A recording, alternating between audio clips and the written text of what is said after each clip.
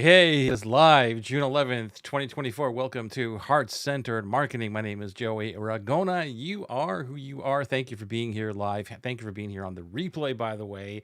If you are watching on the replay, hit one of those hashtag lives or hashtag replays and let us know which one of them you are watching on. Tonight, we have an amazing discussion. As always, I think that we have an amazing discussions because we are all about heart-centeredness. My good friend, my dear friend, Rebecca Mountain is back in the house. How are you, Rebecca? Always good to be here, having fun every day, all day. Yeah, I love it. Thank you for being here. I know that we've been discussing offline about sabotage, and some things we've talked about on the show before, but I want to bring it to a whole new level today with you. And I know that you have a lot of experience in this area. So I think I know Yeah, I for a got a fact this is crown. going to be a great I got the discussion. crown jewels. Yep. Me and I've self-sabotage.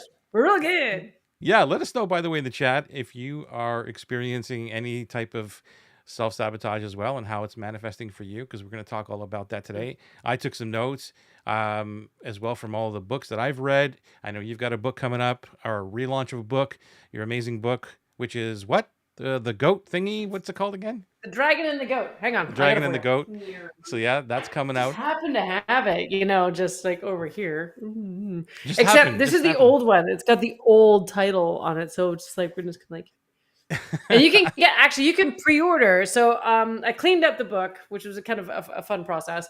And you can actually get it anywhere books are sold, which is really, really interesting. So you can get it at Indigo, Barnes and Noble.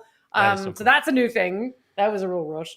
But yeah, so the conversation is about self-sabotage. I do talk about it in the book, but I really want to make this about like, how do we help people? How do we help? Yeah. And there's two phrases in particular, and I know you get this all the time.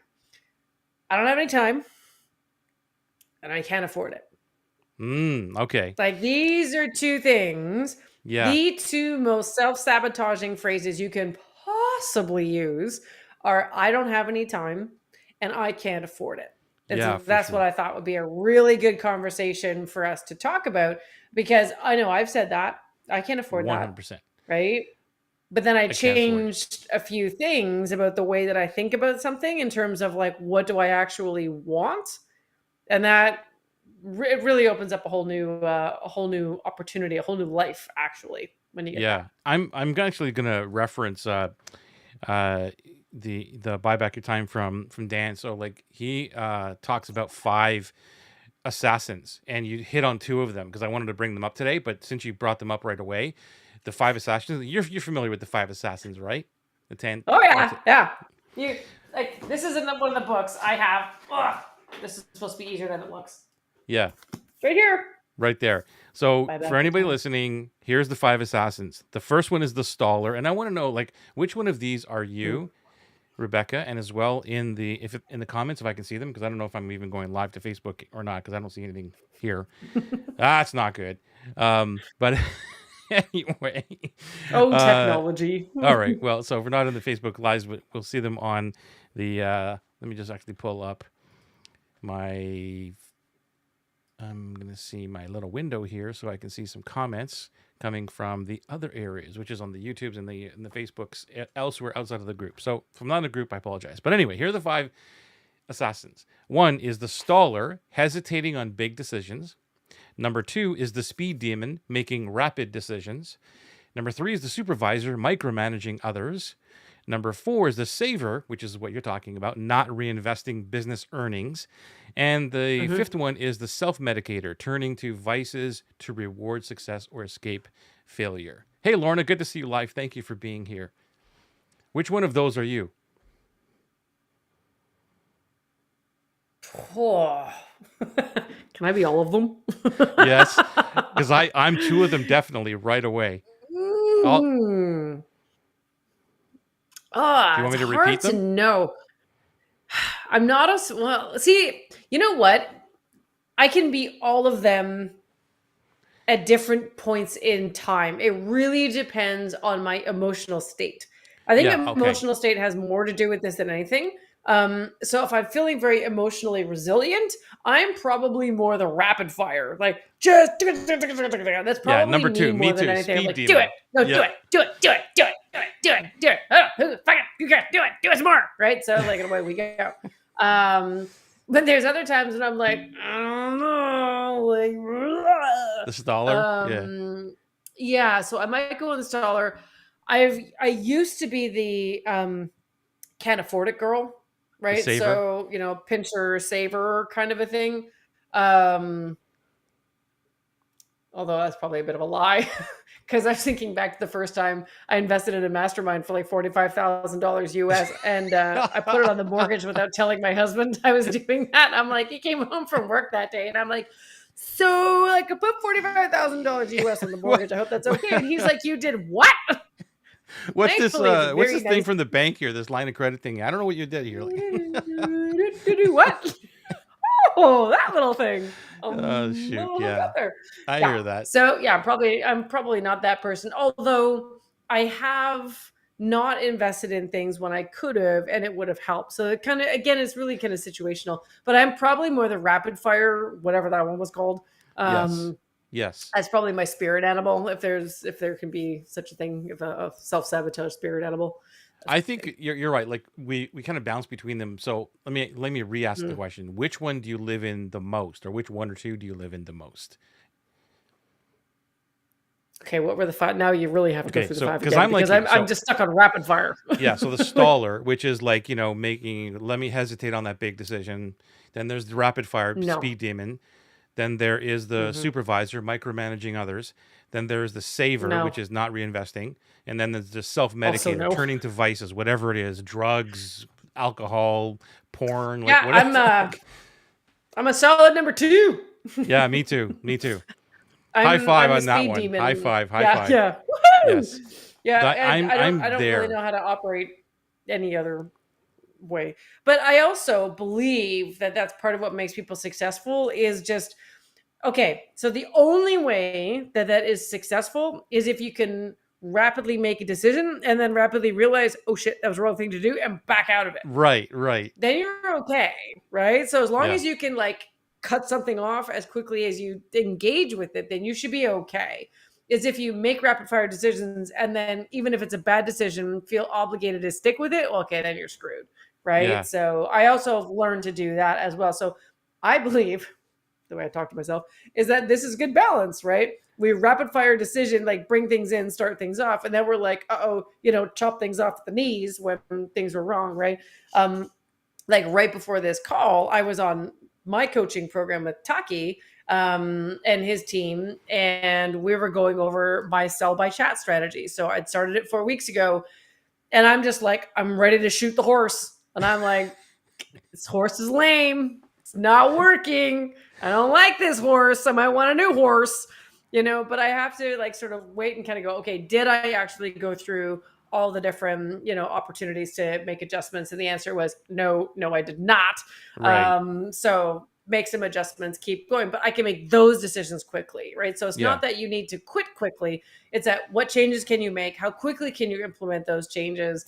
Like today I was talking to my team, the lady that does the sell by chat for me, and I'm like, I need you to give me a summary every night. Like I can't, I don't know where you're at. I don't know what you're doing. Like it's all just kind of up in the air. In my inbox, 5 o'clock today, there it was. Right. So, I'm able to bring on people who can handle that. But that's also how I operate. Like everything has to be fast. Yeah, And I same here. tell my team that I'm like, I'm a bucking bronco, kind of all over the place, very sweary. But if you say something like, put up your hand, I will slow down and go, yes. And then Yeah, we'll have a yeah. conversation. Yeah. Yeah, we're much alike. That's exactly how I am too. Like I'm right out of the gate, Mhm. just like let's see what happens. And I forget who told me, but it's maybe like a whole bunch of people that are way smarter, way more successful than I am. Mhm. That the whole secret is like this to fail as fast as possible to find out what's not going to work. It's not that you're going to fail. Like, Mhm. hey, let's see what we can fail at. But it's like let's Oh, I do. execute and see if well, if that's a failure, that's totally cool. We'll just like you said, stop and we'll start to do something else and find out what that is. There's a Yep. delicate balance like between doing this too because we talk about one thing is like, don't give up, but then somebody might stay way too long in something, or they might feel as though, well, Mm. I've invested $10,000 in this coach or this program and it sucks. I hate what I'm doing. Like, they have all of these bad negative associations with it, but they're like, well, I invested in this money. So they stick to something that completely rips their life apart. I'm like, that's not what we're talking about when we mean stick to it. No. Right? That's That's why I not it. mean, like, That's a yeah, you self-sabotage, have to right? know. You have to know when, well, it is totally self-sabotage. It's called, I think it's called a time bias or something like that, or commitment bias, where it's like Mm, you stay in a relationship too long. Well, I've already been together. It's yeah. like, not quite like my ex when my kids are home. So I like to go on about their father. Great guy. Just we weren't doing each other any favors, but we were together for 17 years, right? And by the time I was 32, I was 17 years with someone, and you're just like, oh, I already put in all this time. We had a house, we had kids, we had da da da da. Yeah, there was also going to be a homicide, so Mm-hmm. Mm-hmm. maybe not, right? And Mm-hmm. I was turning into a very gray version of myself. That it was a really sad and angry household, and I'm like, not worth it, right? So Right. you have to know, like, what are the key indicators that show working, not working, and that's the only way you can make fast decisions. If you make it based on objective reasoning, not based on emotion. So because there are people out there who make very fast emotional decisions, and those can be devastating, Yes. absolutely devastating. So what I try to do to mitigate that is, before I go in, like if I'm hiring someone or I'm starting something new, like sell by chat, I'm like, what are my success parameters? Ooh, not on the Yeah. spiky angle. Right, like, so sorry, ADD moment. What are the success parameters? What am I adjudicating this against, so I can say worked, didn't work? How many conversations did Right it on. take to get to a conversation? How many conversations turned into a sale? Right, and the girl that works on the sale by chat stuff, she is compensated based on how many Yep. sales she gets, right? So there's a Mm-hmm. base plus, right? So and that way I can, because I said to her today, and I'm like, yeah, I don't know if this is working. Yeah, I don't know. I really, really don't know. But there's things she can do, there's things I can do. And so we're going to continue the testing and tweaking until we get it right. Like Alex Hormozy in his book, I think it was $100 Million Leads, or off, I think it was the Leads book, talked about how he brought in this kid who swore up and down that he would have the best cold lead strategy for Hormozy's business. The first month, nothing. The second month, nothing. Third month, his team is like, please pull the plug on this thing. It's not going to work. It's really stupid. He's like, nope. There's no indicators that show that we should pull the plug. It shows it's not producing at a high level, but we're not going to pull the plug. We're going to keep on going. And now it's a huge part of his business because he waited long enough. Right. Emotion would have been like, oh, no, kill it, pull the plug. Right. Right. And people Right. do that with coaching all the time. I used to have a 60-day guarantee Right. where you could try my program out for, like, you still had to pay, but you weren't locked into a commitment contract until the 60-day period. And then you rolled Yeah. into a contract, and away we go. That was enough time for people to completely lose faith in themselves. And that's what I found. Like, to me, it was a huge bonus, because I'm like, oh my God, like, you get to try something out. How do you know you like something until you're in it? You don't. And so I tried it out for 4 months.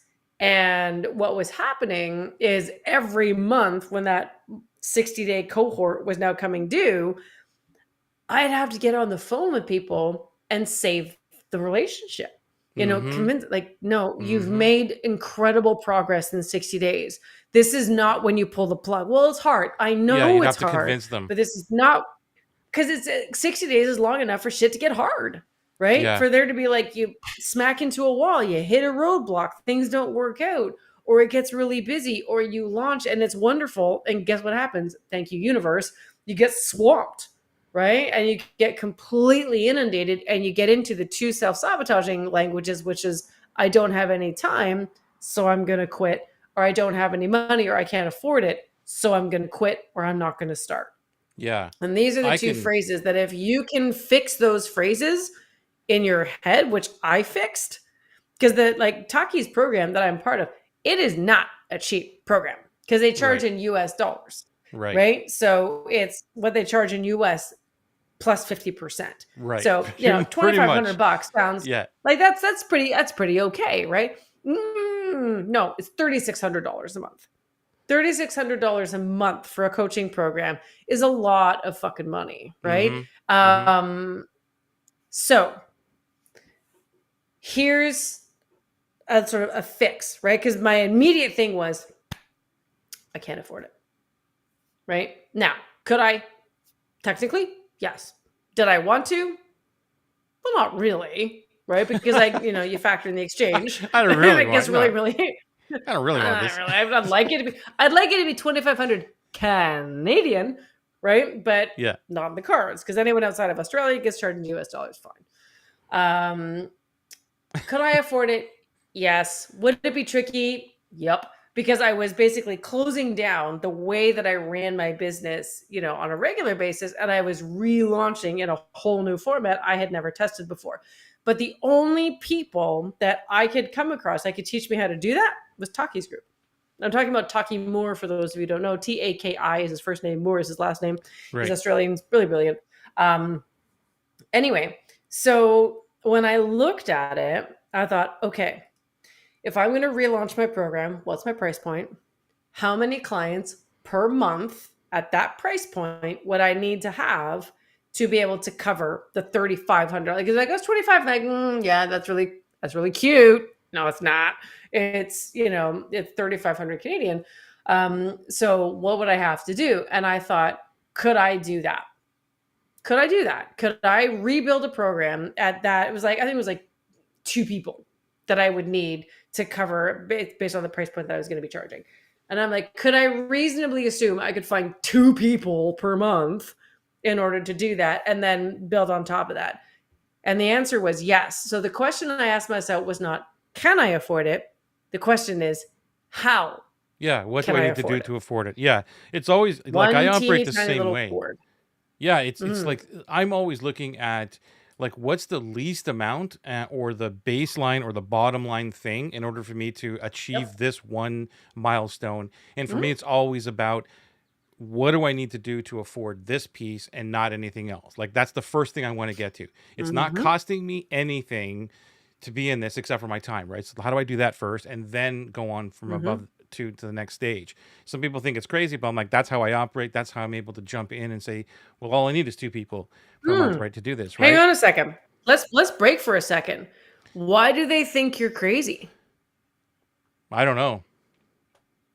But see, there's the problem. That what they think you're crazy because they're in the I can't afford it bucket. So, and because Well, they're surrounded by a whole bunch of other people that also are saying, I can't afford it, I can't afford it, I can't afford it, people feel very comfortable in saying, I can't afford it. So you look like a complete nut bar by saying, how can I afford this? And what would it take to build something like that? yeah, even going back to now that I'm thinking about it, I think one of the questions or one of the reasons they think I'm crazy is because they're like, well, you're not making anything. It's not advancing you at all. You're not making money from it, right? It's like all you're doing is paying for something. Like you're not. So that's some of the mentality I get back. Like, Mm, why aren't you looking at the growth part of it? You're not going to make any money out of this. You're just kind of breaking even. I'm like, well, the breaking even part is the first part for me, at least. And then I know that it's going to grow beyond that. Like, I'll give you an example of this. When I was failing in the business in 2019, I could barely afford to do anything, Rebecca. And I had Kajabi, which was, mm-hmm, a couple $100 a month or whatever it was. And I could barely keep mm-hmm. my lights on. Every month I used to get a bill or a notice in my Gmail account. Your credit card has been declined for $10 for the Google account thing. It was devastating. Oh But I did no. everything in my power to continue paying for Kajabi at that point because I knew that that was like the platform I needed. There was a community there. There was everything. And most people would just say like, well, what are you trying? I'm just trying to stay above water, like my head above water. That was it. And anything above Mm-hmm, was good, right? So that's what my mentality was. And if I didn't do that, I probably wouldn't be here right now talking to you mm-hmm, because it mm-hmm. catapulted me into a whole nother level. But I want to jump back for a Mhm. second because you mentioned something about the 60-day guarantee, and I want to share a little story with you and everyone listening Mm. because um, I found out the hard way about like where my clients are and where they what their pattern is and all that. So when I first started coaching in 2012 or something like that, I had a crazy guarantee, which I still have guarantees now. But my guarantee was, hey, listen, just pay me. I think it was $1,000 a month. Pay me $1,000 a month, and in 3 months we'll reassess, and then you can continue or not. Right? That was the guarantee. However, there was a bonus guarantee. Plus, if you don't want to continue, I'll even pay you back all your money that you gave me. Okay? So it was crazy. And Mm-hmm. one person after 2 years or something took me up on it, but they didn't take me up on it. Like the way they took me up on it was shattering to me, which completely changed my paradigm of what I was doing. Not the guarantee or anything, but it was more about that I was holding back knowledge of what I knew was coming. So let me explain to you. So here's what happened. At the end, at the end of the 3 months, I remember this like it was yesterday. I was walking out of an actual mastermind I was doing live. The phone call rings. It's him on the phone. He says, "Yeah, look, Joey, I think I'm not gonna continue on with the coaching." I'm like, "Okay, cool, no problem. I totally get it, but whatever." And I kind of want to exercise that guarantee. I'm like, "Holy crap!" And so then I asked, like, I forget how I asked, but it basically came up with, dude, like you've done some stuff, but you really haven't done the work. Basically, right? We're talking. Mm-hmm. Yeah. And he said, I'm paraphrasing this, but basically he said, "Well, I knew going in that I had this guarantee anyway." So basically, he shut down from day one.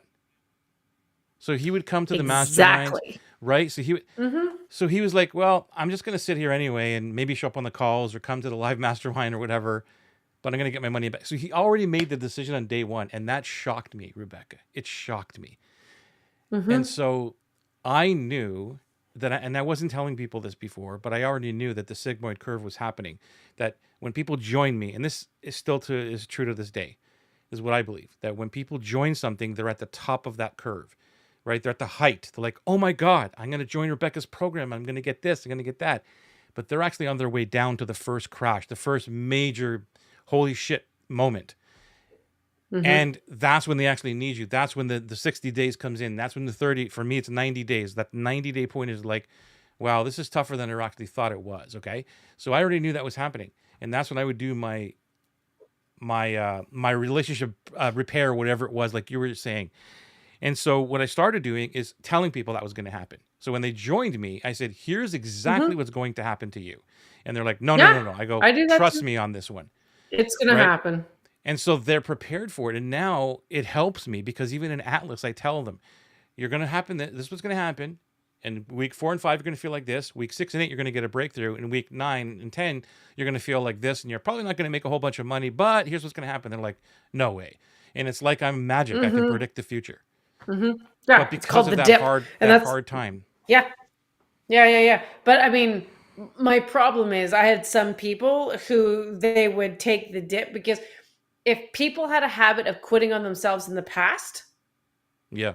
it just opened up that exact same problem, and then they would quit 100%. on themselves at that point. And the reason I know this is important, and the reason one of the reasons I killed it is because I nearly quit Taki's program because Mm. he had a 60-day guarantee. And I got on the phone with him and I'm like, "I don't know, guys. I really don't know. I don't know if this is going to do it for me. I don't know, like $3,500 a month. Like, it's not chump change." They're like, "It's 25." I'm like, "No, no, it's not. I mean, that's cute, but no, it's Yeah. not." It's Um, cute. haha. Anyway, so yeah, so I said to them, I'm like, "All right, I'm going to stay." And I am a super committed person. I have spent hundreds of thousands of dollars on myself in the past, Sure. hundreds of thousands. I have Yep. no problem throwing out money. I have no problem believing in myself. I have no problem with knowing that I could generate the cash, no problem at all. My question was, could I incrementally get more than $3,500 a month worth out of, let's call it, 1 year of being a part of Talking More's program? And in those 60 days, even though I'm super committed, I made giant strides, I questioned it. And I'm a committed person. So I Mm-hmm. can only imagine for a lesser committed person Mm-hmm. that offering a guarantee like that is just like the golden doors. It's just like, leave. You don't have to commit to anything. And it perpetuates a problem that I'm actually trying to kill. I'm trying to kill the non-committal problem. And all I'm actually doing is walking them through the door and allowing them to continue. There have been some people who left who were not good fits. And I needed to be like, bye-bye, see you later. Right. Right. But Okay. there's other people that have gone, and I'm just like, please don't go. And they're like, nope, my decision is made. I'm out. I'm done. Goodbye. See you later. And I'm like, this isn't going to get better for you. So Like, then what do this you is do? not getting better for you. You've nothing. You can't do anything. You wish them well. You stay in touch. You offer them support. You are kind. You are gracious, and you let them go See, because this there's is one of nothing the you can reasons do. why And then I you don't kill get. the fucking 60-day guarantee. Yeah, see, like I'm not a fan of doing that. I'm still a fan. Like I have a 90-day guarantee, whereas like Mm, my program used to be 12 weeks, and now I've cut it down to 8, and I still have a 90-day guarantee on it. So you can go right through it, mm, and you have still another month to say, "Give me back all my money." So I mhm. haven't had anybody really take me up on that at all. I've had a couple people say like, "Yeah, this isn't working" and whatever, and then I've also had people I've said to somebody like, "This isn't working. Can I give you your money back?" And they're like, "Cool." So maybe 5 people out of the entire 4 years I've been doing this that I've Mhm. paid back their money, and it's only because I believe Yeah. that I just share the truth right from the beginning. They say this is going to be damn hard. This is not what's going to happen, and they're like, okay, and it's a huge curation process. So it's not only just sharing that Mhm. because there's a lot of people who are like, yeah, yeah, yeah, I got it, but that's not enough. It's more about me No. closing the door on people to say, are you right for this program and are we right for each other? Mhm. That's where Mhm. I've really mastered that process of it, and I think I'm getting really great at that. So I think if anybody listening, I think curation of the tribe is extremely important because then you Yeah. just get people And who get it. absolutely. Yeah. And at the beginning of any kind of a program, whenever you start something new, you try everything, right? You Oh just throw yeah, everything against the wall and see what sticks, yeah, right? yeah, And some of yeah. it was, stuff that really wasn't going to stick. So you're like, yeah, you let it go. The other reason, though, interestingly, for me, because mine was a 60-day guarantee and then you were locked in for 12 months. I think that combo was a little bit tricky for Mm-hmm. people. So what I have found, what I flipped to was 3 options. Option 1, no contract. You don't have to have any contract whatsoever. You pay month to month right from the get-go, but it's priced high, right? Because I don't want anybody in it. I don't want anyone in that program because they're not committed, right? Or they're like flash pan people, and I'm not in for that. So I price it at like the what I call the asshole sales tax of pretty well anyone who takes it is a bit of dick. So don't really want it. So what I then have is I have a 6 month and a 12 month. And for the people who are like, not too sure if this is for me, 6 months is a magical number that they're like, I can do this for 6 months. It Mm-hmm. makes sense that I need that much of a runway to at least get them going. Cool. For those Yeah. who are really price sensitive that don't mind a little bit of extra runway, they go for the 12 month because the monthly price lowers, right? So you save 19% at the 6 month mark, you save 24% at the 12-month mark. And so for those who are price conscious, it makes total sense to go, the 12-month route. And then they just, because what happens is they settle in and then they commit for that whole period. Like when I signed up for Frank Kern's private client group, which was it was 42,000 US, and then you go flights into San Diego, so it costs an absolute arm and a leg. So it's probably all told like 65,000 I put into it. Yeah. But I wasn't like, bitching and moaning about the whole thing. I was like, I'm in there for a year, and that's what I get. I get a year. What can I do in 1 year? And so your mind settles into that timescape. And so helping people to get to that, to me, by offering the 6 month option has replaced the 60-day guarantee. I don't have an emotional breakdown halfway through every single goddamn month thinking everyone's going to leave me, because Yeah. don't even Yeah. get me started on the psychology behind that. It comes from Yeah. abandonment, from anyway, me and my therapist, we've gone real deep on that one. And so emotionally, I was really, really struggling with having to always save these relationships, right? Yep. And I would say for most of them, every once in a while one would squeak through, but for most of them, I'm like, no, like you are doing the hard work and you can't do this on your own. Like you wouldn't have been Yeah. here to begin with if you could do this on your own. And for some, that was like, okay. And then they doubled down and then they, locked in for 12 months. Right. So, but yeah, it's a tricky one to try to figure out what works and what doesn't for your Oh business yeah. without falling into your own self-sabotage. And Yeah. that Let's is the talk. tricky part. And I know.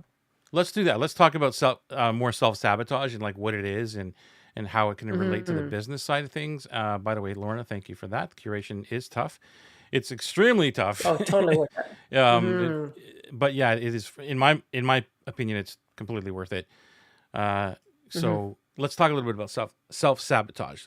So I took some notes here. Um, from Dan as well. So I love Brianna West, who talks about self-sabotage in her book. And so this is from a quote from her. And I want to know what your thoughts are on this. Do you know Brianna? Sure. Okay. Doesn't sound familiar. Okay. So let me know what your thoughts are on this. She says that self sabotage is often driven by a lack of emotional intelligence and unrealistic expectations. It's a coping mechanism that surfaces when we refuse to consciously meet our innermost needs. That's quote number one. What do you think? Mhm. Yeah. Uh, yeah. I mean, the whole concept of overthinking is underfeeling. Mm-hmm. Right. And a lot of self sabotage comes from a lot of people say, when I ask them, like, what is your self sabotage? It's like, what's your self sabotage spirit animal? And they'll be like, yeah, I overthink everything. I'm like, oh, you have the overthinking animal. I should name all these little guys. But yeah, it's a lack of feeling and emotional intelligence. And I teach this all the time, and no one likes this answer. Absolutely no one likes this answer. Is, emotional resilience is what leads to logic and reason and, having a really good handle on what it is you should and should not be doing. Because if you are out of touch with your emotions, you are doomed to be reactive to the emotional part of your brain. So we have three brains. We have an emotion brain, and then we have a thinking brain, and then we have a logic brain. They, evolutionarily speaking, this is how we were built. If you prefer the creation model, God created three brains in Yeah. different orders, right? Right. There you go. Works both Yeah. ways. He And layered it as we were so being built. exactly. It's like a lasagna. Anyway, so but the thing is with our brain lasagna, the emotion brain is the most powerful. So evolutionarily speaking, it crawled out of the ocean first. And what it is our pure instinctive stuff, right? It's our Hmm. we will feel before we think. We feel things so fast. I throw an axe at your head, you duck. You don't think and go, well, that's a lovely axe, and Well, isn't that calculate the the velocity. but Hmm? isn't that the like the lizard brain? It is. Like That's why I call it like that's in the my first. That's not an emotional brain. yeah, That's the reactive brain. That's the like holy shit. right. There's a bus coming. You don't think about it. You're like I better get out of the way. It's instinctive, but Right. but that is what's. It's also like yes, it's an instinctive thing, but it is an emotional reaction. So it's a basically emotional, physical reaction at the same time. There's no rational, conscious Yeah. thought. Yeah. It is not a thought. It is just a reaction. And we're like, oh my God, that was fast. That's why in this book, I'm super not plugging this thing, I swear. I call it the dragon because the dragon is a funner word than the lizard brain. So it's Yeah. actually called your lizard brain. And so I thought dragon was a funner word. But that's basically where the whole idea comes from is emotional resilience. Like if you look at $1 trillion hedge funds, you go into their office, they have a meditation room. Hmm. Why do they have a meditation room? Well, they have a meditation room because these guys have to make snap, really, really fast decisions.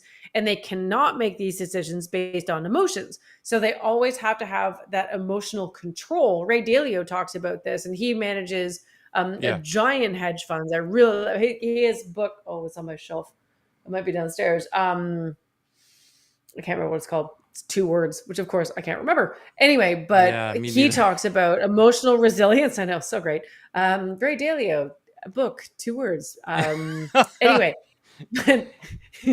he talks about how if he could attribute one thing to his giant success, it is his ability to always stay in emotionally controlled states. So it's not that we are not emotional, we are not taking our emotions and stuffing them, because Yep. that turns into physical pain. Like anger turns into actually heart problems. Anxiety, it turns into nervous system problems. Guilt and shame turns into gastrointestinal problems. Like when you take your feelings and you stuff them, right? And you're like, I'm just going to deal with it later.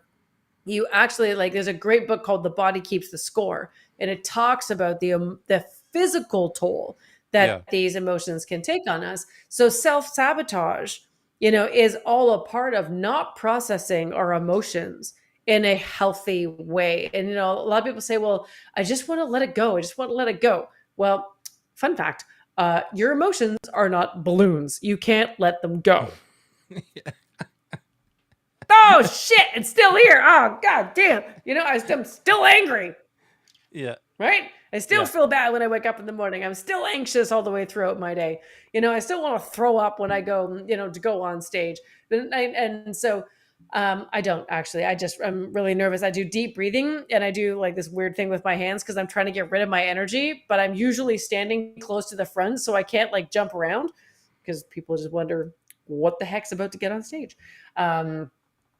Anyway, so when it comes to self-sabotage, it can manifest itself in so many different ways.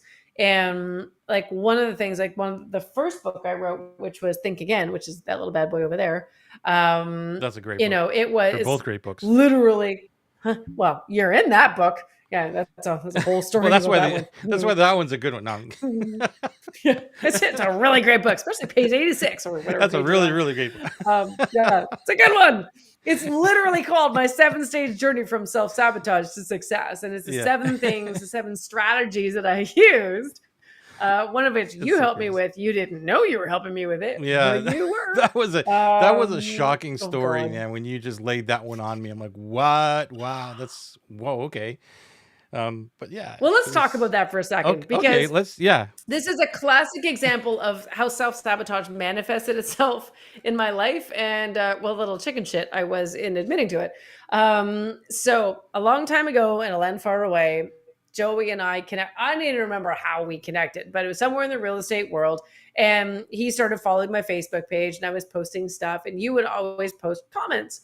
And me being someone who was very much thinking the world was against her, everyone was critical.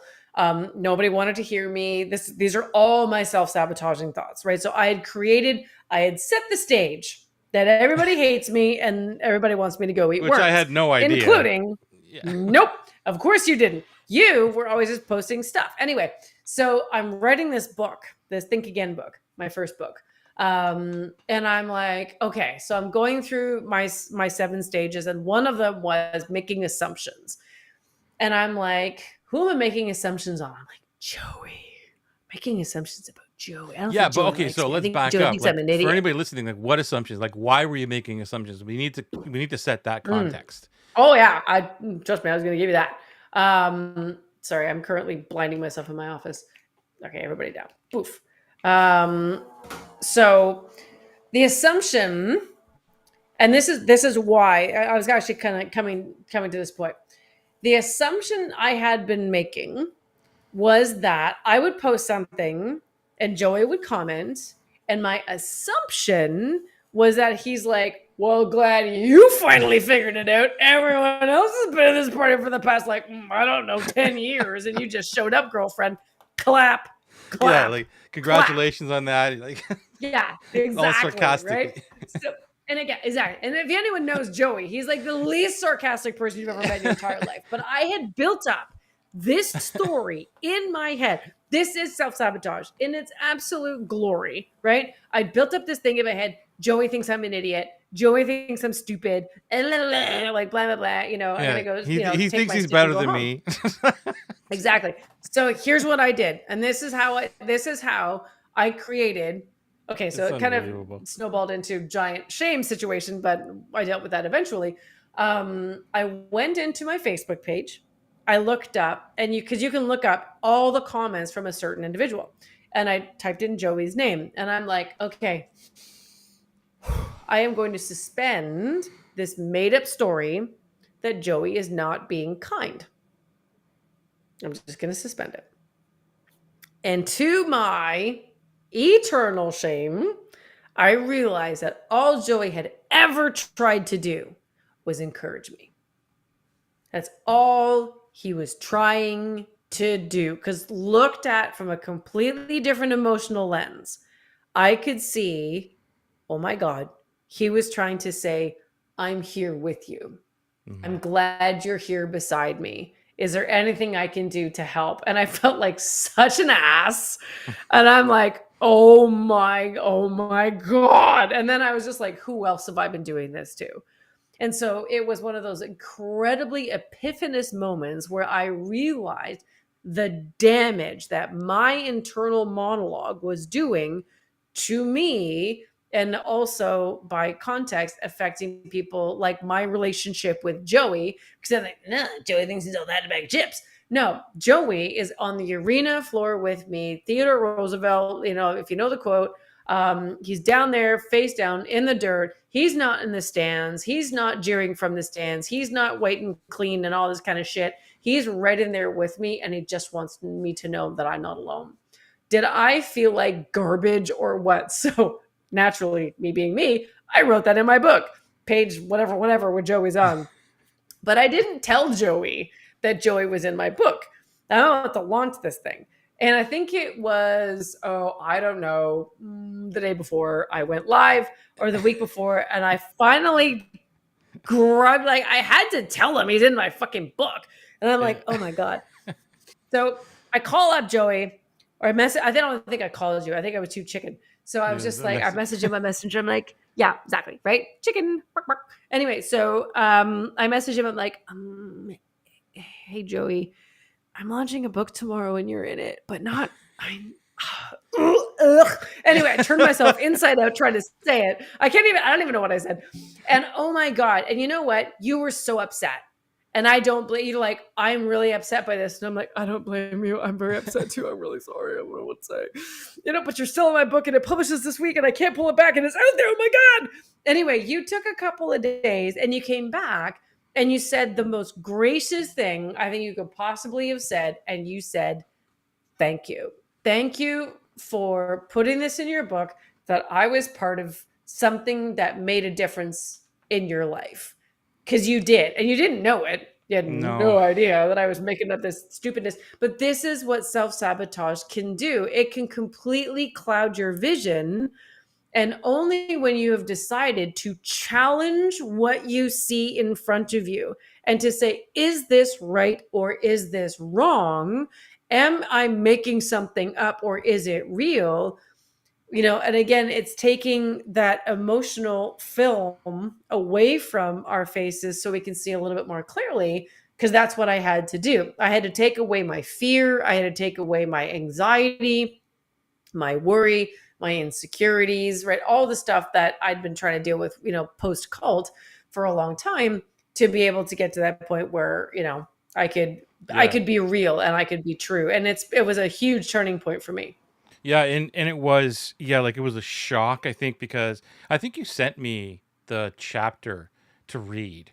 You said, like, here it is, like, check it out, like, we'll see what I'm talking about. And that's why it took a couple of days for me to get back to you, because, like, it was a shock. Like, I mean, I had no idea that you had been in that area, because I just thought we were best of friends, like, from day one. And like you said, my intention is always to be there in that arena with somebody. Like, I'm gonna go through this in the mud, and sometimes, over chat and thread, it might not come out that way. I get it, but it was It did.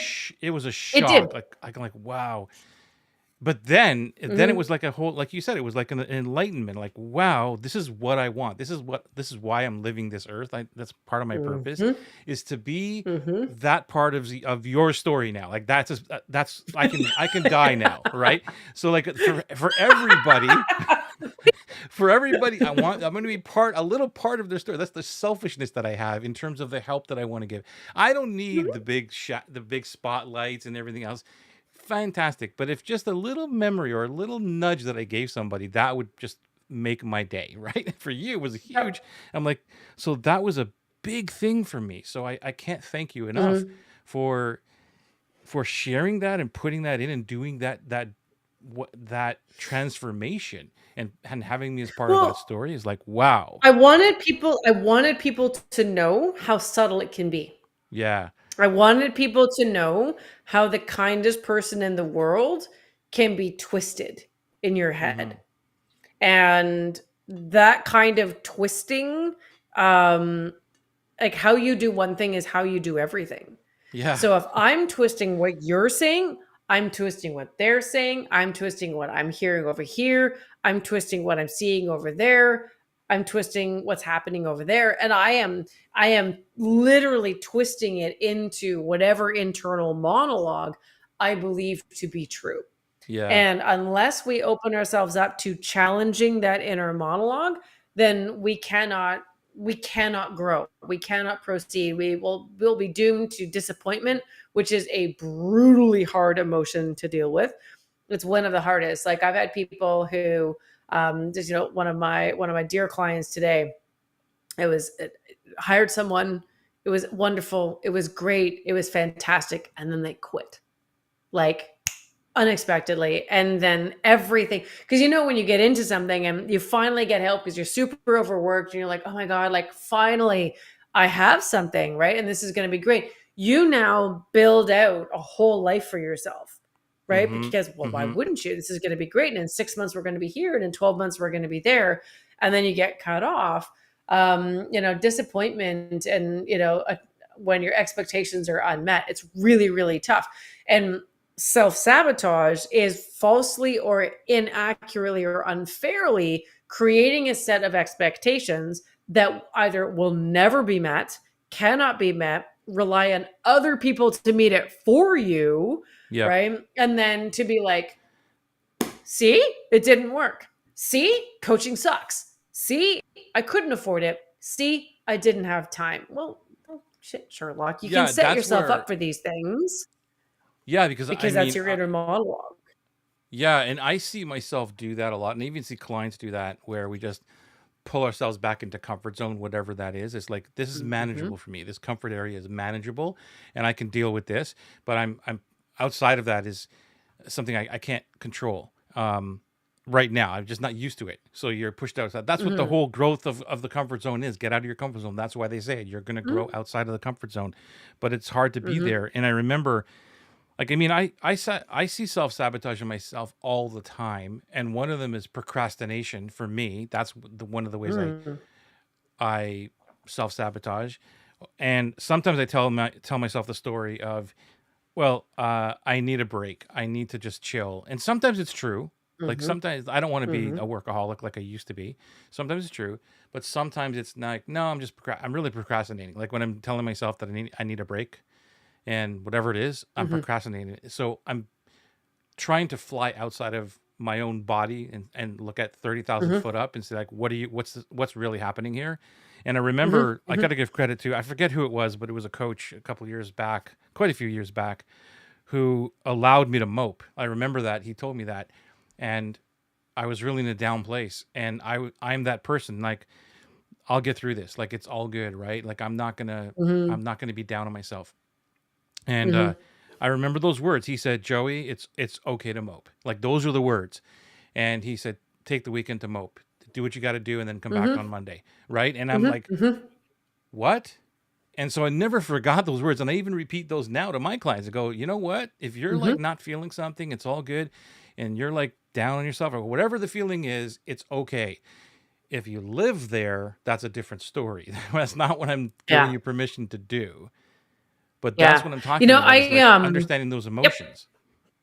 Mhm. And I have this fun thing that I love to torture my clients with, the Yeah. feeling wheel. Okay, put it right. Yeah. Yeah, everybody loves the feeling wheel. And they crack it out. Like some my clients have laminated it. They have put it on their desk. They put it on their wall. They drag their teams through it. Because what I tell them is that every emotional experience we have is a wave. It's like an anxiety attack. Like my son's got Sure. anxiety disorder. His father has acute anxiety disorder. We have all experienced at some point a panic attack of some kind. And when we're in it, we feel like either we're going to die or Mhm. it's going to last forever. And so if it gets, and one of the challenges with when we have these really strong emotional reactions to things, is if it hits the point of what's called an amygdala hijack. What happens is those two parts of our brain that think and have reason, they literally shut off. There is no brain activity. Absolutely not a single spark going on in there, because all the energy is in the amygdala. It's in the emotion brain, that part of our brain that fight, flight, freeze, fawn, which is people pleasing, feed, which is addiction. It's going down into pure reaction mode, and we are like in it. But the problem is, if you hit amygdala hijack, it takes a lot longer for you to be able to process that information and those emotions. Um, and so what I try to help people to do is, with the emotion wheel, one of the reasons why this thing is so great is because the way to lessen the peak, right, the intensity of an emotional experience, an emotional reaction, is to give it a name. And usually as adult, we actually reduce our language about emotions to happy, sad, mad. What an emotion wheels, it gives much more complex language. So we can be a little bit more specific. What that does is it makes sure that we never lose connection with the thinking and logic part of our brains. They continue to fire.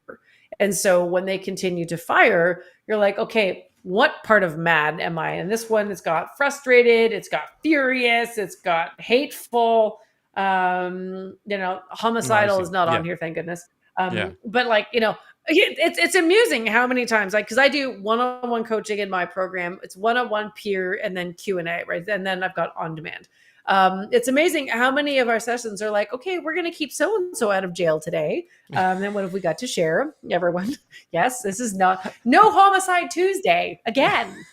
No homicide Tuesday. Love on No Homicide Tuesday. It's always so great.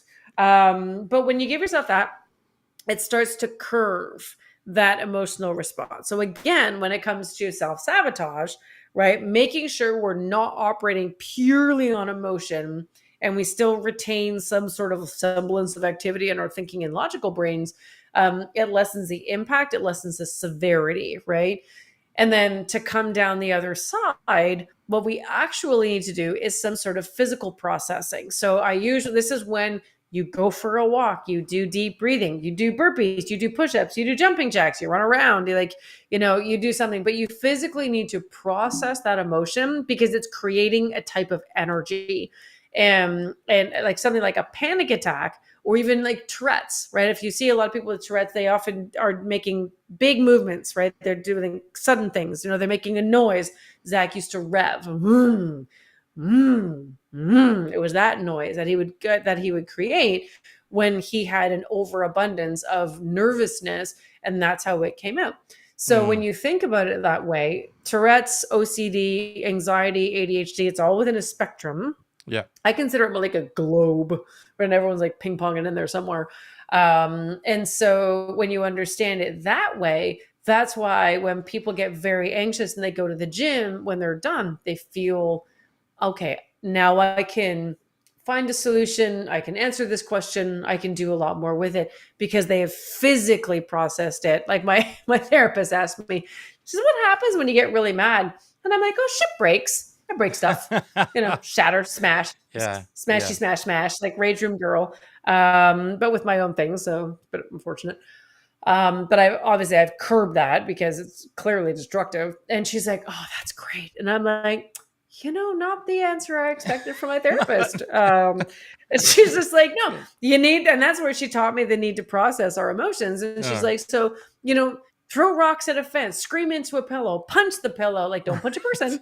Don't punch a person. Remember, Right. This is keep everybody out of jail Tuesday. Here, let me show you. I'll go you grab that statue and I'll show you what I do. Just get that off your desk. I'll show you. Smash. Yeah. One of the things don't want to do that.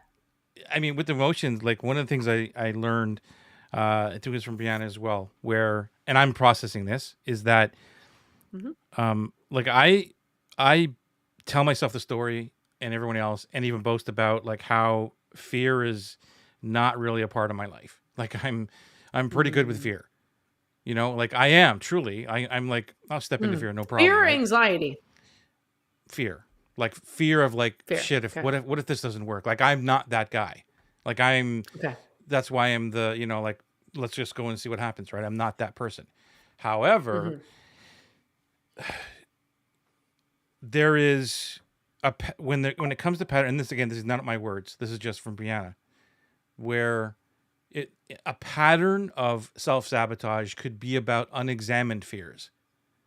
Or then so Mm-hmm. now I'm thinking about that. I'm like, okay, so the pattern of me procrastinating on something, what fear is there that I have Mm-hmm. not examined? That's what I'm looking at now. Is like I don't feel afraid, but is there is there a fear there that I'm suppressing Hmm. from procrastinating on something? I don't know. Well. Let me make it up, and it might be true or Mm-hmm. may not be true, but it might be the fear of success. It might be the fear of being rich or whatever. Like because I had a negative association with Mm-hmm. rich people before. Like so, is that an association of procrastination? Right. So now it's a different paradigm, like you said, like a different perspective of looking at Mm-hmm. these things of like, well, I self sabotage because I procrastinate, but is there a deeper thing to that? I don't know what your thoughts are on that. Well, one of the cool things when I went for training under Brendan Burchard, he talked about it. There are three types of pain that as human beings we are always trying to avoid. So one is the pain of loss. I don't want to lose anything. I don't want to lose Mm-hmm. face.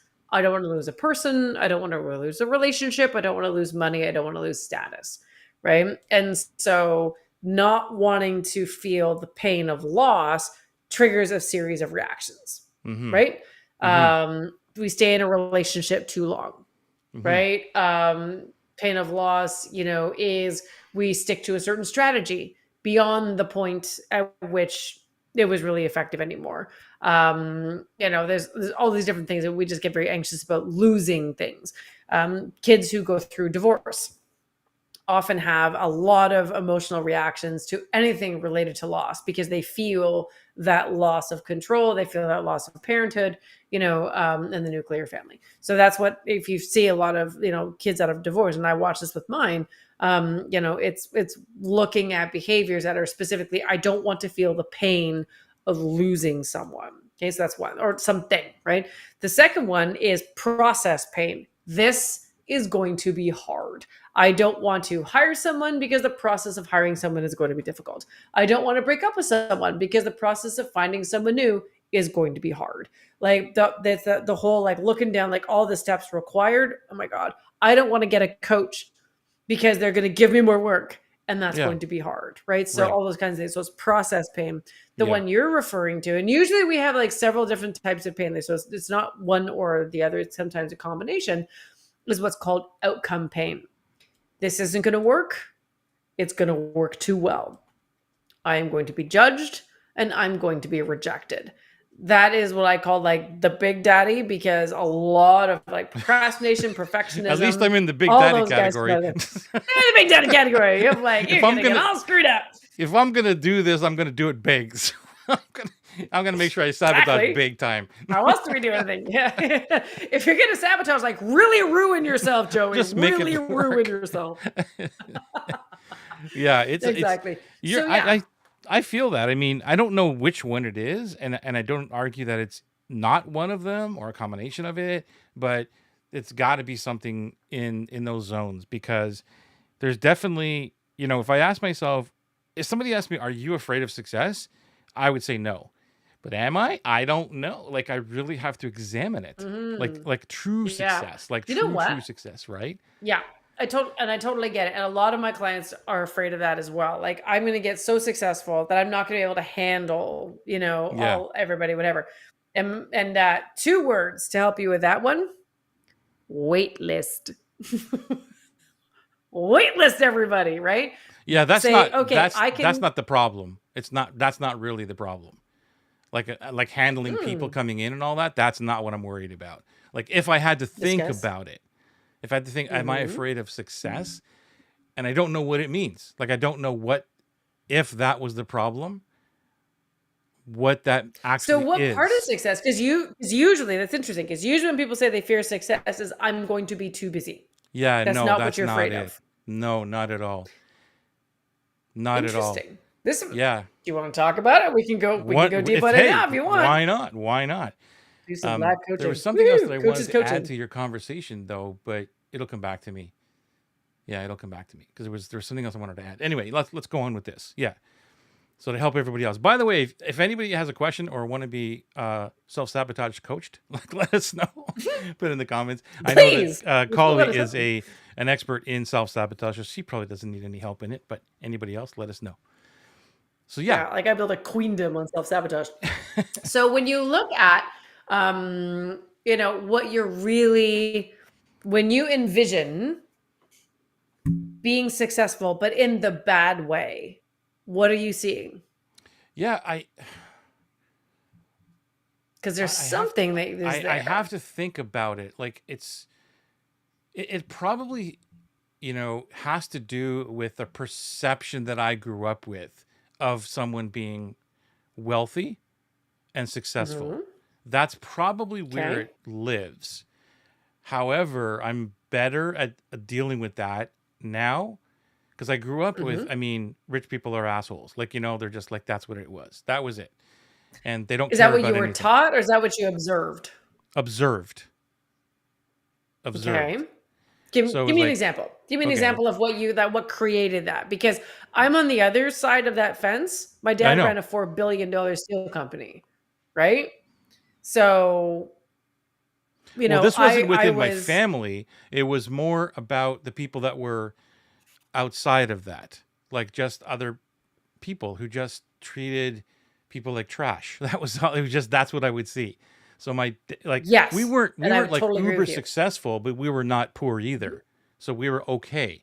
And so we were always Hmm. giving family and all these other things, and I'm like, okay, that's success. That's pretty cool. But then there was these other people who I felt were more successful, I suppose. And however that landed, it didn't really matter. Did they have better Sure. cars, bigger Hmm. house? I don't know. It was just there. I Whatever. just felt like wow, they're like super successful, but they were all assholes. They were like, they would just treat you like dirt. And that's just basically what I Hmm. would see all the time. And so I Hmm. grew up with Hmm. that. Like, I don't want to be like that. And Yeah. we're not exactly like that. So that means we're not successful. You know what I'm saying? Like, as a kid Mm. growing up, you're like, Hmm. okay, well, maybe we're really not successful. And I don't even remember even thinking of the word success at that point. But it's like, well, we're not Sure. like them, but we're also Hmm. not like, Yeah. so Yeah, it's because that's so interesting because what I take from that story, and I have no idea if this is true or real, but like what I'm saying, it was totally makes sense, is that you felt that a certain level of wealth generated a certain really bad attitude, mentality. Yeah. right? And Mm-hmm. that right, so that wealth means you will become this terrible Yes. person, Yes. and I can totally see how that's possible because, like, again, my dad ran a $4 billion steel company. So we had parties at our house, and these yokels would come over. And I mean, these are the ones that live on Bridle Path. Yeah. They're like dogs have a string of pearls. Mom would come home from because my mom grew up very poor. My dad grew up like kind of middle class, but then rose ranks or whatever. And so they would go to 24 Sussex, like the prime minister's house and all that kind of stuff. They'd go to these bridal path parties, and mom would come home and tell us the most hilarious story. Don't tell anyone, but she stole every single matchbook out of 24 Sussex because it said 24 Sussex on it. So she literally opened her purse and dumped the entire bowl into her purse and then brought them all home. It was fantastic. My mom was great. Um, you know, but like these people, just to validate what you were thinking, were the most shit ass people. They were horrible, Yeah. horrible people. Like Yeah. my mom and dad, they were in their early 40s when they joined the cult that I grew up in. I was 8, right? So I was not in this cult that my family grew up in from birth.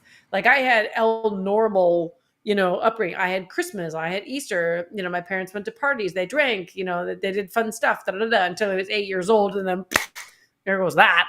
Until I nearly died at 32 and decided I should probably leave. So when my mom and dad joined this cult or whatever, my mother, who had been always beautifully made up and she taught makeup application and stuff like that, she stopped wearing it. this is the kind of people that these uber rich were. Now, not all of them, because there's a couple of individuals that are truly like gems of human beings. But mom and dad were standing in a circle, mixed group of men and women or whatever. And this woman walked over to mom, slapped her across the face, and she's like, "You needed some color."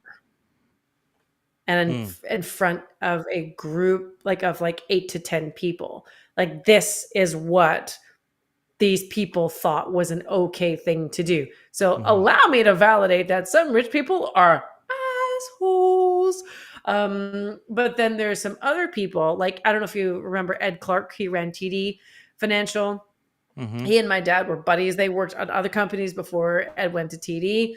He would say things like, "Do not judge me by how much money I make. Judge me by what I do with it."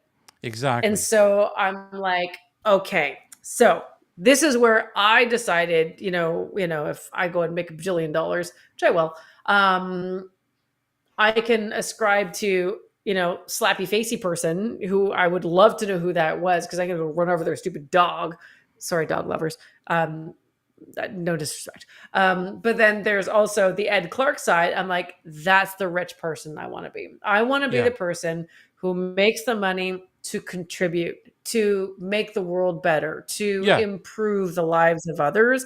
And that's how I was able to because I also had a very negative, like, I don't want to be rich. I don't want to be like those people. I don't want to be associated with those people, right? The mean ones, the horrible people. Yeah. But then I realized there are some people with a buttload of money who do a buttload of good. So Yeah, and those are the that's people where I I want to get am on. with it now. I mean, I don't know if you saw a post I did about a week ago or something, where I blatantly said there's only two people in the world. There's mission driven and money driven, and I got a whole bunch of Mm. people like, "What the hell are you talking about? You can be money and this and that." And I'm like, "Hold on there, wait a second." There's You one know, trump the other, always. pardon me. There's one that will trump the other. There's one that is Exactly. So you're always either one or more the other. important And than the then they're like, no, you can other. money, money, money, money. And I'm like, no, here's what I've learned that, and because the money driven people are obviously the ones that I'm talking about are like, look, where's the money? Like, just show me the money. I don't care about anything else. Right. And like, I don't want to be that person. What I learned to your point years ago was that a mission driven person actually needs more money than a money driven person, because we have a Yeah. mission. We have a mission beyond Yeah. Get stuff ourselves. to The fund. money people are like, Mm-hmm. just fill my bank account and that's it. We're about fill Mm-hmm. our bank account, give us a huge life, and let us help the world as well. Let's take from the Mm-hmm. money driven people and give it to everybody else, right? Like that's what Yeah. I Well, that's just so it, right? so I'm there. Like I get it. I'm totally there about like this is it. So there was a whole bunch of, and then finally when I explained it, they're like, oh, okay, I get it. Because then it's like, and then I said this to in the thread a few times, like, well, there's times when we need money and we're money focused and all this kind of stuff. I didn't, and then I said, well, I didn't say you can't be money focused at a time. I did not say that. Mm. What I said is that if you're money driven is a completely different thing. If it's Driven. all about Mm-hmm. money, it's a completely different Mm-hmm. thing than being money focused at the time when your company's Mm-hmm. down and you got to boost sales and it's all focused on blah blah blah. Completely different thing, because you need to keep the company healthy in order to keep the mission going, right? And Yeah. that's so I'm there, Rebecca. Like that's where Mm-hmm. I'm at. But is there still something in my brain that is afraid of success? And again, I don't know. I don't know, because I'm all about now. I used to say, I don't want to make $1 million, or I don't want to be $1 million a year company, or I don't want to this. Like, but now it's different. Mm-hmm. Now it's like, no, I Mm-hmm. do, but I want to do it on my What could you do terms. with that? What Yeah. like what First, am I going to do which with is it? important. Yeah. Mm-hmm. Right. And so it's like on my terms. And maybe to your point about Mm-hmm. being busy or more clients and this and that, is like, maybe there's some truth to it in a little sense of it, that okay, I don't want to be $1 million company with 1,000 customers. You know what I'm saying? So all I'm doing Mm-hmm. is, it's not that I'm stopping myself from doing it. It's more about, okay, how do I make the million without having 1,000 customers? How do I do it with 100 customers a year? Right. So the paradigm shifts and shifts the model of what I'm doing in order to get to that level. Mm-hmm. Then when I get to the level, it's like, okay, how do I do two? How do I do 5 million with only 150 clients per year? You know what I'm Mm-hmm. saying? And so that's I do. where I'm being in touch with all of those That's things, what. hopefully, Yep. with Yep. doing it I the mean, right and way. it's a matter of And you and I have always talked about this, Joey. Like when Mm-hmm. you and I had lunch that day, like it was a month or two ago. Um, like you have so much you can share, so much. And that's what you said. Like, I know what this person does. I can teach what this person does. You have all of these different methodologies that you can bring, where courage is going to really, meet the road of action is going to be when you have something where at a price point and a number of people, and you really turn on your marketing engines, and you're Mm-hmm. like, okay, I want to be $1 million, but I only want to have 40 people. Right. You can do that. Right. That's easy. Yeah. Right? It is not that complicated, right? To be able to make $1 million, but not have a lot of people. So it's classic. You just fewer people, higher price point, Yeah. higher value, higher result, and you deliver great result, right? Yeah. So, when I work through this with my clients, it's all a matter of, what's your lifestyle? What do you want? Well, I want to make $1 million, but I don't want to have that many people. Great. How many do you want? Well, I want this many. Great. $1 million divided by that many people is, well, there's what you charge. And Exactly. what would The math is add, right there. right? Yeah. Yeah. It's right there. And then it's a matter of, okay, people, in order to join, need to feel like they're getting 10 times the value of what you're charging. So what are you going to add to the program that makes them feel like they're getting 10x? And that's easy for you because you've already got so much of this stuff. And that's where you start. And that's where it comes Right. back to And the you just self-sabotage. So go. that's where it all it's like that's not what so I'm not worried about that piece, but maybe I'm worried about the other piece. Like, okay, well, what do I add? Or, am I good enough to do it? Or like all these other things that come into play in terms of self-sabotage, so we don't go ahead and do it. Mm-hmm. Right. Let's go to the Yep. comments for a And second, then then we we'll get come into back. stories. Yeah, sure. Go Yeah. ahead. Yeah, exactly. So Christy said, Collie, I always do that. I don't know why I've messed up a couple times now with Collie. She's like my sister, and I called her Christy. I don't know how many times last week on the call and now, because I see her last Mhm. name and I'm like, okay, my ADD brain. So I apologize, Yep. Collie. I love you. Self-sabotage has to do with the subconscious, and that means the tribe that we grew up with. And so leaving that tribe is challenging. We fear leaving the castle, crossing over the drawbridge, and forming our own tribe in Newcastle. So we, in many ways, we do live out our programming until we shift. And Collie continues Yep. with, and shifting means bringing the subconscious to conscious awareness and then reprogramming. So I too experience being in a cult, so I'm very aware of Mm-hmm. what you speak. Wow, Mm-hmm. that is interesting. I'd love I to was ask you what kind of a cult it was, but mine was a fundamentalist Christian cult. And again, I am not here to poo poo on people. I'm here to poo poo on people who hide behind organizations that are detrimental and evil. Um, the one that I grew up with, I believe now there's got to be over 500 FBI cases on pedophilia in Canada, the US, Australia, and New Zealand. And it's been extraordinarily destructive. Is it And still so, up and yeah, running? yeah, there are people who double down and they're like, either don't believe it, it's a lie, right? This is just Satan testing you. So that's their favorite line, is that all the people who are talking about it, are Satanist evil people. But the thing Wow. is, I can't talk about my parents. So, as my parents promised me that the only thing that I have to promise is that I will never ever talk about my parents when it comes to this. But I will talk Mm-hmm. about someone they know, a doctor, where my parents live.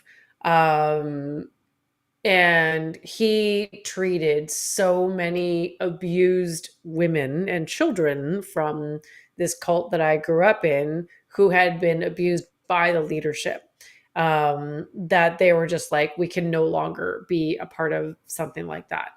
And so they left this year, but not all of my family members have left. So it's an Wow. interesting dichotomy. It's a very interesting psychology between why people stay and why people go. Those that stay, this is their only identity and they don't know who they are without it. And they are trapped by that. Whereas people like, my two sisters left long before I did. They're just like, peace, right? I married into it, had children into it, and then nearly died while thinking of getting out of it, and then finally left. But Is it this took like knowledge from. Go ahead. is this like Scientology, the same type of thing? No, it doesn't have the marketing of Piece of it. Okay. Scientology. Yeah. So it was, if you want to look it up to really freak yourself out, look up the 2x2s. There was a 60 minutes episode that was done in Australia that goes into why it is that so many pedophiles and sexual abusers stay in the organization Oh, and wow. why they are never caught.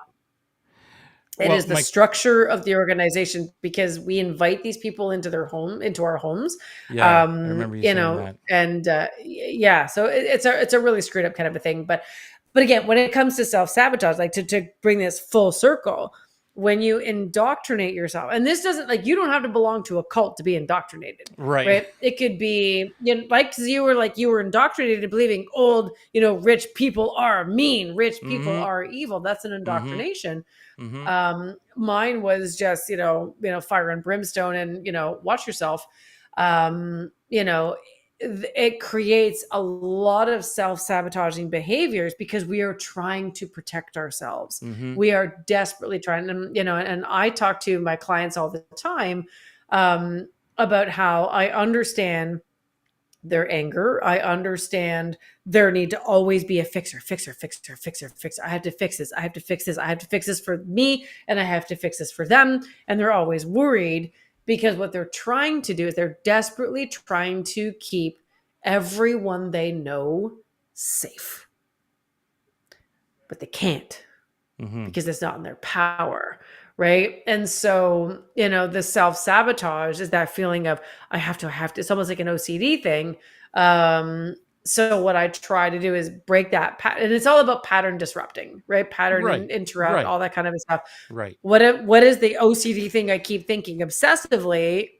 And then how do I stick a twig into the spokes of the wheel so that it stops the bike and it stops it moving? And okay, here we go. Okay, we can handle this, and it brings us back down to earth.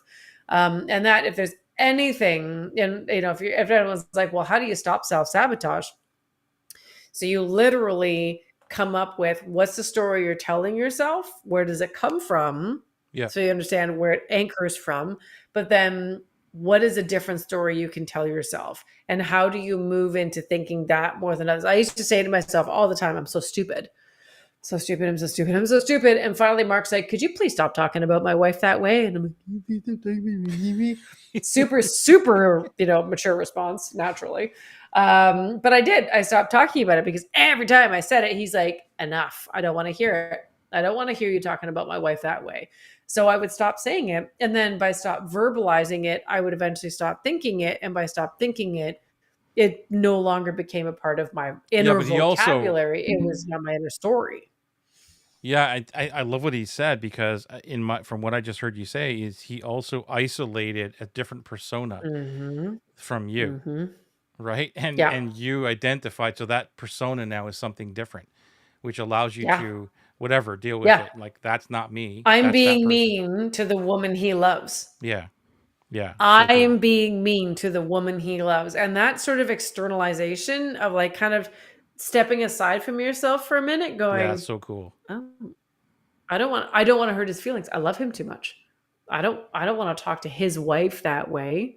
Right. And so these little tricks that you can play with yourself, coming up with new languages, I'm useless. I can't do it turns into I'll figure it out. Right. I'll never be good turns into I can handle this. I'll figure Yeah, it out. I that can one, handle this. that Right. one for sure I use a lot when it comes to the math and the the numbers and Mm-hmm. stuff like that. And another thing that I learned from Eben Pagan a long time ago that I related to this thing. I don't think he was talking about self sabotage, but he was talking about maybe something Mm-hmm. different. But I use this trick, which is to change the on ramp. So I'm always like looking at what's the Mm, on ramp to this problem, let's call it procrastination. Let's just do it that. Like, Mhm. okay, what's the on ramp? And if it's the same on ramp, like what I'm doing the same process to get there, like, click this, open up QuickBooks, look at my thing, like, oh, you know what? I think I need to go get a water and just take a break for a couple seconds. Or like if that's the same process, it's like change that process, change that on ramp Mhm. so that you come at it from a different angle. You get onto the highway, which is where you need to go, right? But on a different Mhm. on ramp. And Mhm. that's how my brain associates with it. Like, no, you're using the same on ramp, bro. Like that, you're gonna get stuck. You're gonna get off Yeah. the next on off ramp that you're so used to getting off, right? So Mhm. that's Mhm. just one little Yep. association that I use. Yep. It's changing. It's changing the narrative in your head, because when you change the narrative in your head, you change your biochemistry. Because 100%. I remember, can't agree more. anger suppressed Yeah. creates, gastrointestinal issues. It creates heart. It's mostly heart issues. If you retain anger, like each emotion suppressed creates a different bodily reaction to it. So imagine, being able to process, like I was able to process my guilt and shame, Mm-hmm. right? Mm-hmm. Me and my therapist, we're inching toward the giant anger monster that resides within me. Um, because that's a big one, right? Because growing up in a cult and leaving the cult, and looking back, and all the, like, it goes on and on and on and on in terms of the cataclysmic Yeah. Yeah. reactions, Yeah. and stuff like that. It can make you very angry about what I've lost. So Mm-hmm. pain of loss is a huge thing for me. I lost my childhood. I Like hear you. I didn't know how to celebrate Christmas, Easter. I didn't know how to use a television. I didn't know how to go to the movies. Can you imagine being 35 years old and you don't go to the movies because you don't know how to buy a fucking ticket? Yeah. I cannot imagine that. Like, yeah, 35 that's years old and you don't go to the movies because you don't know how to buy a ticket wow. Wow. and you're too embarrassed to ask. Wow. Yeah, I can't even imagine that. Like Yeah. yeah, your So, story but what is that creates, incredible. and it's something, but I have to be really careful with my story. And that's why I wrote Think Again. And that's why I wrote My Dragon and the Goat, because I'm like, I need my story to mean something. I need my Yeah. story to be helpful to other people, because all it's doing is ripping me to parts. Like to parts. And I use that very consciously. I didn't use that in the wrong way. Like I have pieces of me that kind of isolate and stuff like that. I don't want to be fragmented. I don't want to be, this with some people, or I don't want people to think they have to walk on eggshells. Um, but so anger can be a really, really tricky one. But again, with all of the work that I have and all the support that I have and all the coaching, because coaching is as much for the coach as it is for the client. Yeah. I It agree. helps me to help others. Like Yeah, I agree. I help my healing. And it was funny because I was talking to my clients today. We have a Tuesday call. It's a mastermind peer coaching call. And at the end of it, we had some extra time. So I'm like, I have 3 books. Which one should I read? And we were going all over the different kind of things, and we were laughing and carrying on. And it made me feel really good, to be able to be surrounded by those people. So again, bringing all this back to self-sabotage. How do we cure ourselves from self-sabotage? Sometimes our feelings are so deep and so raw and so hot, we can't really touch them.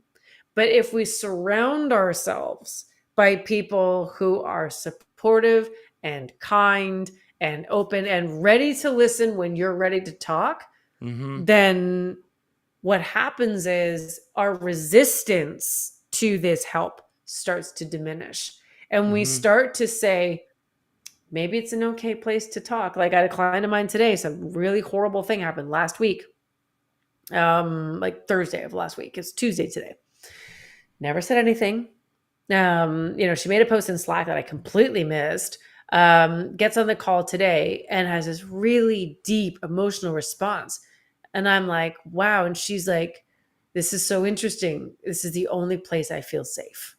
And I felt so glad that I could create an environment in which someone who could have such a big thing happen, who went for like 5 days, I hear you. bring it out in this kind of an environment. This is what I want to make money doing. And when it comes, Yes, like, because I have this whole thing, impact over income. It's just two ways of organizing your business: that's income right. over impact, money first, and I'll do a good job. That's how I Yeah. used to be. Mm-hmm. Now I flipped it, and I'm going to do such a good job that the money naturally flows.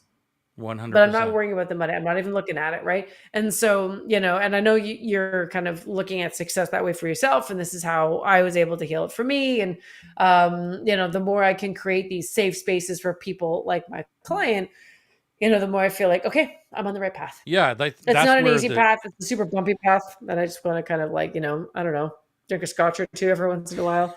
Well, that really ruins it's my not stomach now. easy. When I talk about serving over selling, people are like, "What are you talking about?" But then some people do. They totally understand it, because I know that just by Mhm, serving and doing that, like mhm, impact, whatever you want to call it, the money just flows. mhm, It's not like mhm, it's like, oh, there's this waterfall of money coming in, but that I know that by serving, that it's been so easy for me to sell or offer or mhm, anything else. There's no pressure at all, just by mhm, doing that thing. And mhm. before I forget, because you're talking about your book, is there a place, like a link or something that we could?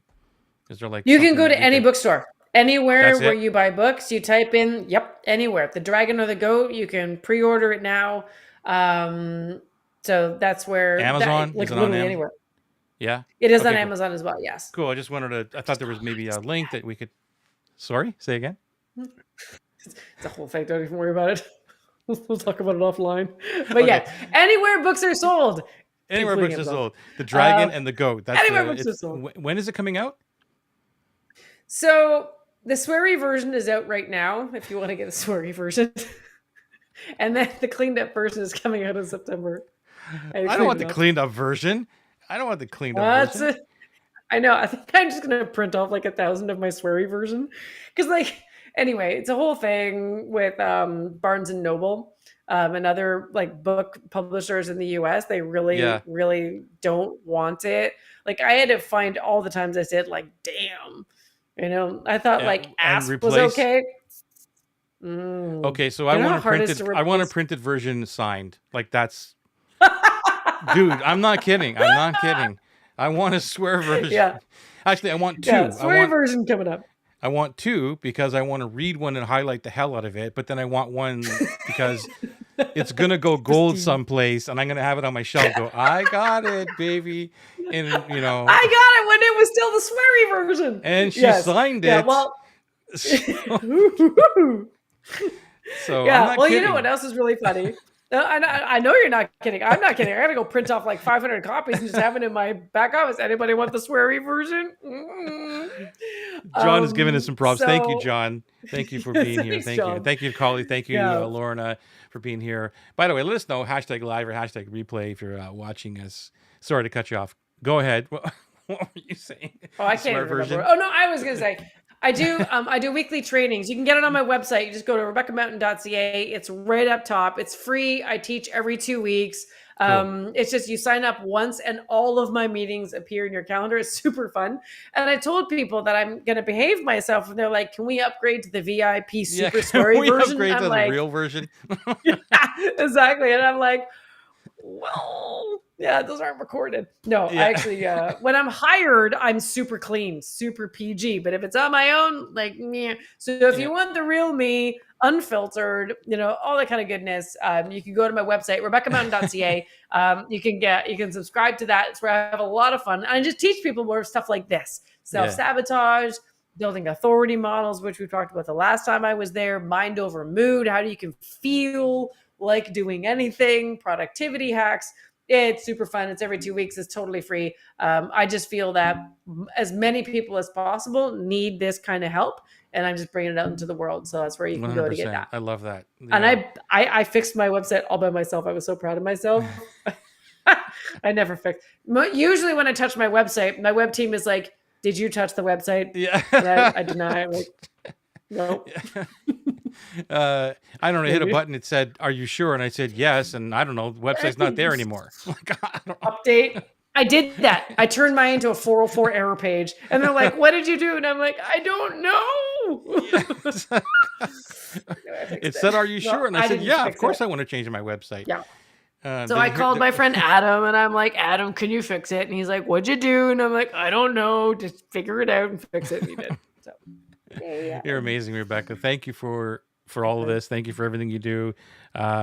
You're a dear, dear friend. I'm happy that we became truly dear friends because I already thought we were Yes, before before I knew I know. all of this Sorry other about stuff. that. But hey, no, it's all good. I'm just and yeah, I wish you all the best with the new book and all the stuff you're doing. We'll get you back in another couple of weeks here. She's going You nowhere, got it. everybody. We got her back here. Absolutely nowhere. Thank you for being here live. Thank you for being here on the replay. Rebecca, thank you. Have an amazing night. We will see I will. everybody. You too, guys. Take care. Bye. Bye bye.